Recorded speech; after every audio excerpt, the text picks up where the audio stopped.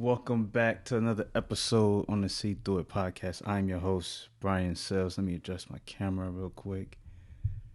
There we go. There we go. How are you guys doing tonight? It is Friday. We are live. Finally, I am live on a Friday instead of recording a week in sports. So, before we get into all of that, let's go ahead and talk about how to contact me and how to support the show if you would love to do that. As you see there, See Through It on Instagram, See Through It _podcast. Go there and follow. Facebook, facebook.com/STIP PODCAST. Give it a like, a share, join the conversation there. Also, if you want to contact me through email, you can contact me through email at SeeThroughItPodcast@gmail.com. If you would love to, if you want to donate to the show, you can at paypal.me/SeeThroughIt. Also, I sell my hoodies and coffee mugs and stuff like that. I go through PayPal. So if you want to purchase anything, have a PayPal account and we can get that all going. So if you are watching from Facebook, I'm not sure if I can see Facebook. I believe. How you doing, Kasi? I think I can see Facebook. I'm not sure. I'm not seeing any logos popping up. I'm seeing everyone in YouTube. But if you are on Facebook or Periscope or Twitter, Periscope/Twitter, use those hearts, use those emojis on Facebook, or if you want to. But if you do, please use those, throw those hearts, or if I say something that angers you, throw those little angry head things that's on Facebook or whatever, thumbs up, hearts, whatever. You use that stuff. I would love to see that stuff pop up on my screen. How are you guys doing tonight?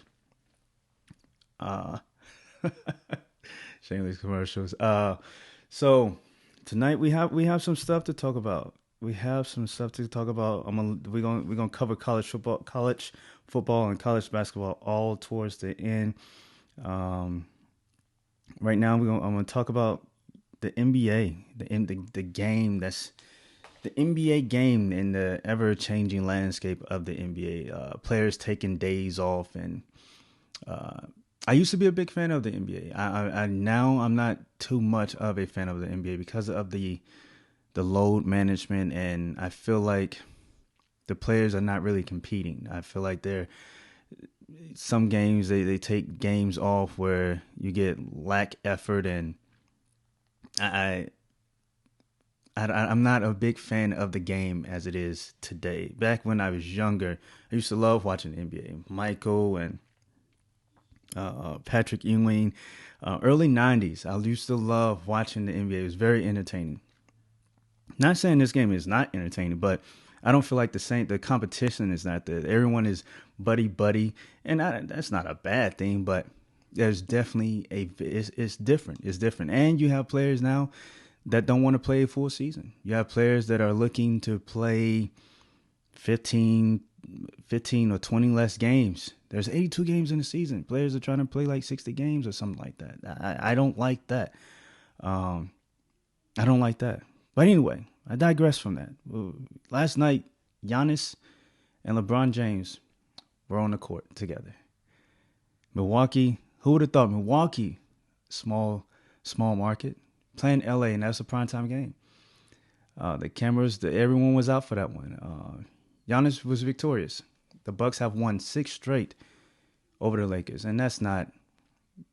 Last year was LeBron. LeBron was there. This year he's there. So not all those wins were against LeBron, but the Milwaukee Bucks on a 6-game winning streak against the Lakers, and there was a statement made by Giannis. Put up 30 some odd points, hit 5 3-pointers. That's a career high. He put up a statement saying, I told you guys last week, I feel like he's the MVP. I feel like this is now his league. LeBron James is still a great player, but I feel like the young guy is coming. With KD not being around, Kevin Durant not being around right now, being injured, I feel like it is primed for him and his Milwaukee Bucks to make a big run at the NBA title. We're still early in the season, but I like what I saw from Giannis. I like what I saw from Giannis. And recently from LeBron, I feel like he's shying away from the big games, the big opponents, the the the people that can really play against him. I don't feel like he's never had that go after you mentality. He's always been a team oriented player, and there's nothing wrong with that. There's nothing wrong with that at all. But I'm a fan of a player taking over and going directly at another player who's supposed to be the best. If you're the best, show me you're the best. And I don't see that in LeBron. There's moments where he does that against inferior opponents and everyone's in awe. Like, oh, but who is he doing that against? I want to see him do that against the primetime players. And he's not doing that this year. Maybe we'll see that towards maybe he's saving himself towards the end of the season in the playoffs. That's the game now. People don't play a full season really going hard at the other opponent. So, but right now, my favorite for the MVP early season, like I said, Giannis and Luka from the Dallas Mavericks, and then I have LeBron at number 3. But again, it's still an early season, so as college football comes to a close, I'll be having more talk and more topics about the NBA to give you guys more of how I see this league and comparing it to what I used to see when I was younger. So I have the NFL down here, but we still have 2 weeks. I guess the big game right now is Dallas and the Philadelphia Eagles. Um, uh, Comment, hey Brian, let's talk about shopping. Philadelphia Eagles and the Dallas Cowboys. One of them can lose this game and win next week, and the other one could lose. And I guess the Eagles will have to win so they can be tied going into the playoffs, because right now Dallas has the victory. So the Philadelphia Eagles has to win this coming Sunday. And that whole NFC East is just a mess. Dallas was a big disappointment. 7-7 should be a 10-3 team right now, or they should have 10 wins. But I don't know. I love Jerry Jones and how he's the face of the Dallas Cowboys, and he needs to get a coach in there. But I'm not gonna really cover the NFL because, like I said, we have 2 more weeks before the playoffs start. So, looking to do something special for the NFL playoffs. So, we'll skip that, and we'll jump into what's been eating up ESPN and eating up campuses around the country. I guess you guys know what that is. We are going to talk about National Signing Day. I said it on Twitter. When was this? Whatever day it was, when everyone was so happy about Bryce Young and other players flipping and all this other stuff. I don't know why the National Signing Day is such a big thing. I guess it's a good thing because it creates jobs. It gives reporters and people who have platforms it gives them something to talk about when there's a dead spot in college football. This is one of those things. It's creating jobs, and it keeps a conversation going on about college football. I guess if you want to highlight the positive, that's the positive for National Signing Day. But on the flip side, the 5-star players and 4-star players and all of that, I don't get too hyped about. I don't. There's been many times when we've seen 5-star players come to different schools and they become Casper. They have that 5-star rating attached to them, and that's all they have attached to them is a 5-star rating. We don't know where they are. We don't know if they're on the sideline. We don't know where are they? They're ghosts. 5-star talent doesn't mean they're going to be on the field. You need that coach. You need that coach. You need that coach that's going to teach these kids how to play the game. You need that coach that's going to motivate them to find their next gear. Some of these kids are playing against talent that would never see a college football field.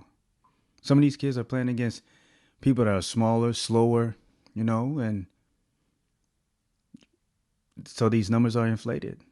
Some of the stuff that they're doing is amazing. Again, I think we should throw away the stars and focus on. We should look at the coaching. I wrote down some stuff since. Let me see. I went all the way back to 2017, and I'm gonna start off with 2017. Alabama was first, Ohio State was second, Georgia was third, Michigan was fourth, Florida State was fifth with their class. Fifth. Where is Florida State right now? It goes to coaching, right? Coaching and the players, coaching and the players. It goes hand in hand. Florida State was fifth. USC was sixth. Oklahoma was seven. LSU eight. Florida ninth, and Texas A&M was 10th in 2017. So those players should show up. They should be showing up now, right? Those teams should definitely show some improvement, or should be making moves. That's not the case for at least half of those teams. Michigan, Florida State, USC was improvement. Oklahoma's been the same. LSU got the transfer. Joe Burrow. That wasn't. I mean, they've always had the defense, but they didn't have it this year. So I don't know. I feel like those stars are inflated. Where did the talent go? Where did the talent go? Florida, like I said, was ninth. Texas A&M was 10th. We go to 2018. Georgia was first. Ohio State was second. USC was third. USC was third. Texas was fourth. Penn State was fifth. Miami, the Hurricanes. We all know the disaster down there. Where have they been? Yes, they have the talent. Who's coaching them? You're spot on. Who's coaching these players? Who is coaching these players? So I mean, just the stars. Talent matters, but effort and work ethic matters even more. You can have a 5-star player that's out there that's lazy, that flips a switch. Terrell Lewis. Every other down, every other quarter. Well, I like playing this team, so I'm going to go hard. I want to know who's coaching them. I think the coaches matter more than who's coming to the school. But I get it. I mean, like I said, it moves the needle. It creates the conversation. It gives people more jobs. It provides people to continue doing what they're doing during the college football season. And if we look at right now, we have Clemson number 1, Alabama number 2, Ohio State 3, LSU 4, Georgia 5th, Texas A&M is 6th, Florida's right there. A lot of teams from the SEC. Do you trust these coaches to coach these players up, to put them where they need to be to succeed? I mean, that's on the program, right? You're getting the players. Are you coaching them? You're getting the players, but are you coaching them? Tennessee is 9th. Tennessee is 9th right now.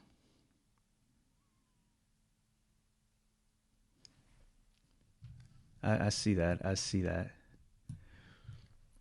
Tennessee is 9th. Oregon is 10th. I believe, like I said, I believe it boils down to the coaching. Stars are nice, the talent is nice, but if you have a player who's a 5-star player and he doesn't have that motor to go every down, you have nothing. If you don't have a player that doesn't want to work, that doesn't want to earn his spot, you have nothing. You have a bunch of stars, you have a bunch of divas on your team that's causing your team issues in the locker room. You have a diva team full of 5-stars that can't be coached. So I guess what I'm saying is I guess I would settle for the 3 stars. Josh Jacobs. I'll settle for the players that's hungry, that's gonna go out there and show they belong on the field. The 5 stars are nice. I remember I used to always want the top-rated quarterback. for Alabama because we never had that quarterback that could throw the ball. And I'm talking about like back when. Let me see.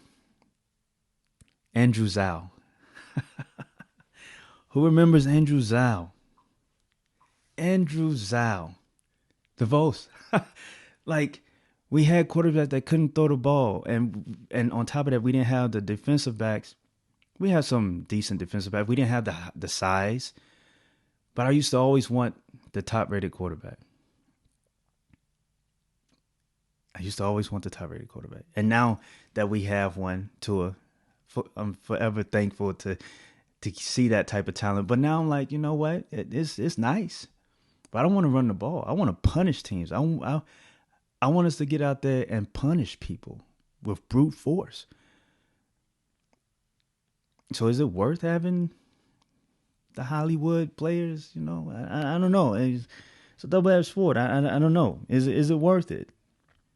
I guess if you have the coach that's going to keep everyone's egos in check, it is worth it. If you have the coach that's going to make sure everyone's doing what they're supposed to do, it is worth it. If you have the coaching staff that's going to follow the man, the head coach, and make sure everyone is doing what they're supposed to do, most definitely go after those stars. Put your team together. But if you don't have a coach that can lead, you just have a bunch of players running the program, doing whatever they're doing. And that leads me into the transfer portal. I don't like it. I don't like it. I have no problem with people decommitting before the season starts and all that. That's flipping and all. That's fine. I feel like that's almost like free agency. That's nice. But I feel like once you commit to a school, and it goes same thing for the coaches. I feel like they should be penalized if you leave in the middle of your contract. You should have to pay half of your contract back. That should be a percentage of your contract that needs to be given back to the university. Commitment. I am big on commitment. It was instilled in me when I was younger. Went into the military, Navy, commitment, Army, commitment.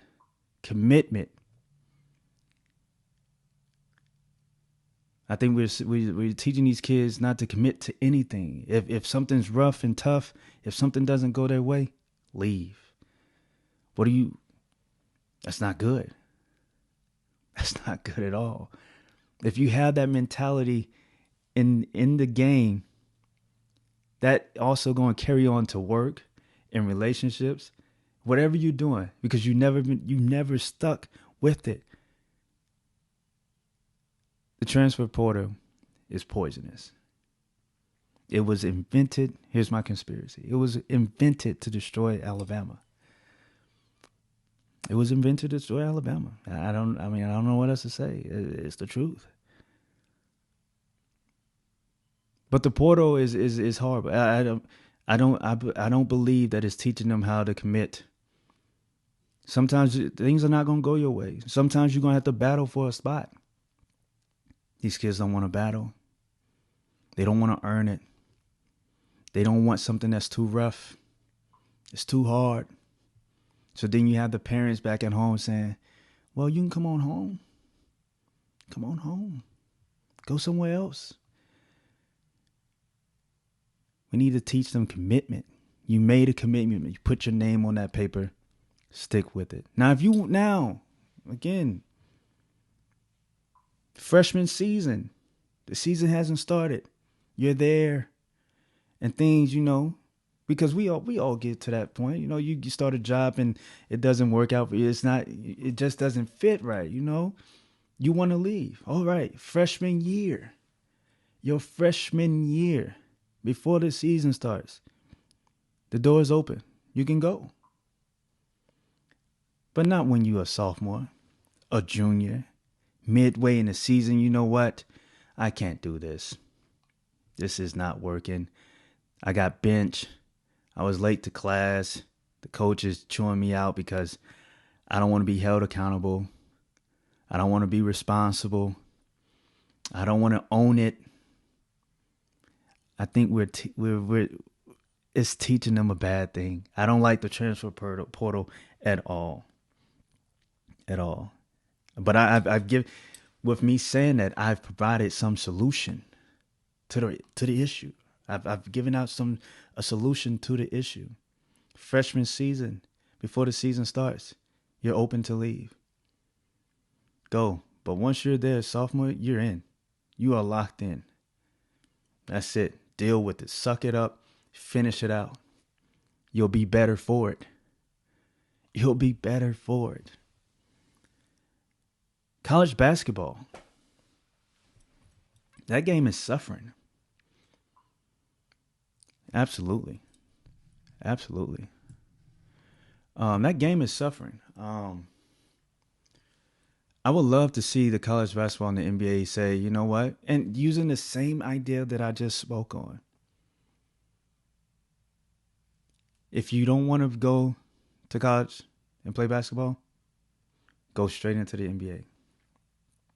Go straight into the NBA, you know? Learn the hard way, I guess, if you want to. But once you get into college, excuse me, you should be made to stay there your full 4 years. First of all, it's for you.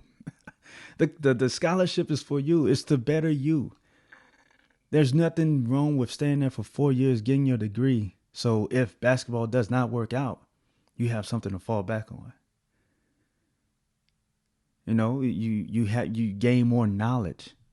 Not saying college is for everyone, but do not. I don't. There has to be a thing where we can't allow players to go to school for a year and be like, you know what, or I want the players to stay there for a full 4 years. Football too. I wish they had to stay for a full 4 years. It would be for their good to get their degree, finish up. You know, because not everyone's going to make the NFL. Not everyone's going to make the NBA. You'll have your degree, and then you can go do whatever you want to do. The college basketball game is suffering though. It's hard to watch. I love college sports, but college basketball is hard to watch. Kids are coming in from high school, really not really playing a real basketball system. They're just running up and down the court doing whatever they want because they was a superstar on the team. And that's not saying every kid is doing that out of high school, but for the most part, a lot of kids are doing that. There's coaches that are not even running plays. He has his best players. He knows the competition in the area, and he's like, go do it. The situation with Penny Hardaway, paying that kid's mom to move back into his district while he was coaching that high school. I mean, that's an issue. That's a problem. Like you can't do that. And then having him go to Memphis when he became the coach. This kid now has said that he's not going to play college basketball, and now he's just going to work on getting drafted into the NBA, which I'm fine with because he was just sitting there on the bench watching other people play. He wasn't going to be able to come back till January 5th, I believe, of 2020. So he's just been sitting there when he could have been doing something else. I don't like the whole idea of coming straight out of high school, going into the NBA, but because the odds are not very high. Everyone's not Kobe. Everyone's not Kevin Garnett. Everyone's not LeBron James. Everyone is not going to come out of high school and go into the league and take the league by storm. We got to stop selling those fake dreams. ESPN, Fox. Like they're so pro player, but they're not telling them the truth. They're not telling them the truth. It's better that you go to school or even go overseas where the game is much more evolved. I believe the European leagues are better than the NBA league because they're actually playing basketball the way the game should be played. Most of the players here are, don't get me wrong, they're exciting to watch. Getting into the lane with the fancy dribbling moves and dunking and all that, that's fantastic. But the European players are shooting the ball better than NBA players. This is not my words. I mean, I share these words, but Kobe Bryant said this. The European League is so much better with developing players than the NBA. But you sit there and you listen to Jay Williams and Jay Billis and whoever else that sits on ESPN or Fox telling these kids, empowering these kids, enabling these kids to be like, you know what? I'm better than half of everyone in the NBA. I can make it in the league. You might. What happens if you get injured? You have no education. And you can't play basketball no more. Then what? Do you have the money? You probably don't have the money because you were a kid and you probably weren't responsible enough. I'm looking to set these kids up for a better future, not to just throw them in the league because you like what they're doing and not really telling them the truth because you don't want to hurt their feelings. Everyone's always looking for a quick scheme to get rich, quick scheme to make it to the top. No one wants to put the work in. Put the work in, young man. Go to school. Go overseas if you want to. But work at it. It's going to take work. Everyone's not Kobe. And even when Kobe came out, Kobe was horrible his first 3 years. He had to put in the work. People don't have that work ethic.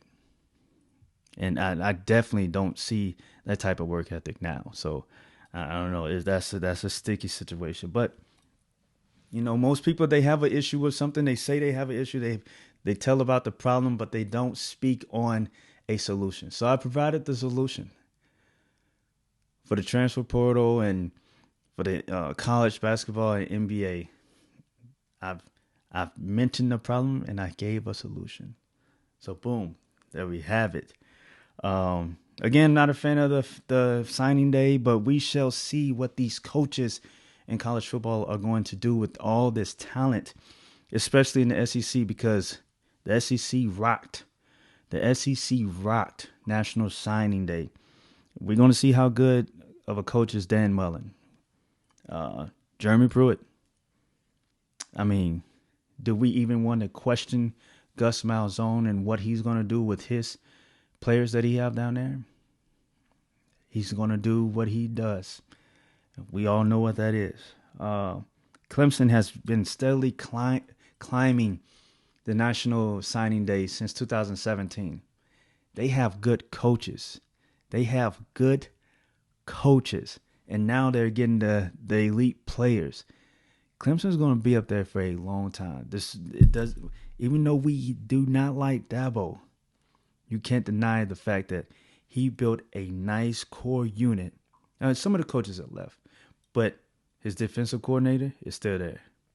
And he is still there. You got your two rocks. You got your foundation. The head coach, and you need that defensive coordinator. And Clemson has both. They're going to be around for a long time. I'm not saying Alabama is dead, but LSU is dead. I'm just going ahead and throw that out. They're shocked by all the kids flipping and going to Maryland and other places. I don't think Coach O can recruit, or something's going on. They've had a lot of players flip and change their minds. It's going to be a rough season for LSU next year. It's going to be a rough season. It's going to be a very interesting season. We're going to see what all these coaches are doing with all this talent, because it is a lot of talent in the SEC. A lot of talent in the SEC. So, yeah. So we're going to head and let me see, check some of these comments, see if I need to reply to anything, answer anything.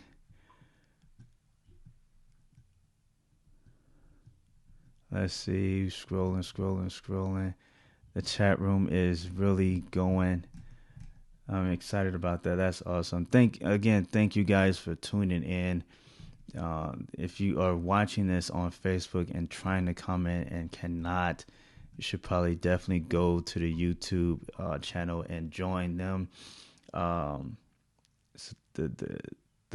chat room is very entertaining. The chat room is very entertaining. So, anyway, I appreciate all you guys for tuning in. Thank you, Mallory, for eating your dinner and watching the show. I am anxiously waiting to eat my poke. I think I said it right. Poke dinner after the show. So I'm going ahead and wrap this up. But thank you again for tuning in. before we get out of here,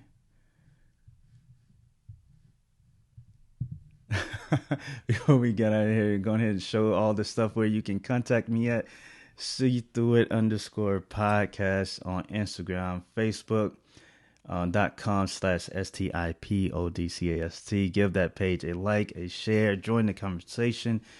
Contact me through email, SeeThroughItPodcast@gmail.com. Also, if you would want to donate to the show, if you are looking to purchase anything, I go through PayPal, paypal.me/SeeThroughIt.